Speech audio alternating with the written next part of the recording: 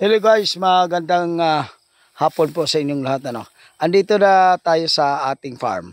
Ngayon ay nagpa-harvest tayo. Ito yung isa lang natin mamaya doon sa ating machine, sa extract machine natin. Ito, kaninang umaga lang ito, pinutulan. At ito yung pinaka-wonder, isang kalahati pa lang na araw, mga 3 to or 4 hours. Ito na yung haba ng ating stocks, So yung citronella natin Java ito at imported galing from India. So yun ang ginagamit natin dito sa farm. Alam nyo ba na mayroong ibang ibang mga klaseng citronella? Ang citronella ay sa family ito ng lemongrass. So nagtatanim tayo dito para makuha yung kailangan natin na essential oil at saka hydrosol. Ginagamit yan sa cosmetics at saka medicinal. So mayroon tayong nag-aani ngayon.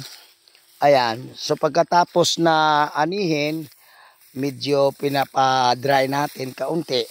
Kung mayroon tayong mga area na pwede natin lalagyan ng para ma-air dry, paminsan diyan namin inilagay, So kailangan mayroon kayong mga storage na kung hindi maganda yung panahon, makapag-harvest din kayo pa rin kayo at saka siyempre i-air dry nyo para medyo mas maganda yung paglalagay ng mga workers natin doon sa ating steamer.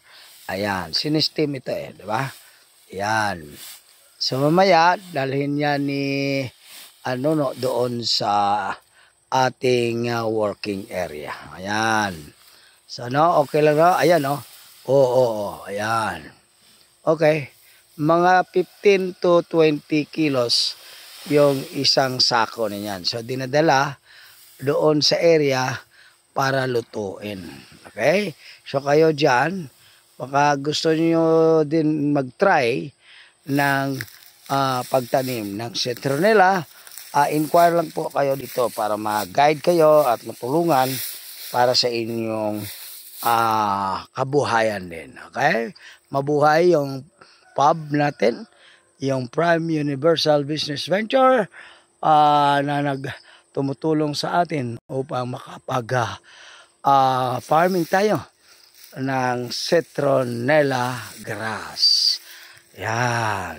God bless us all. Mabuhay po!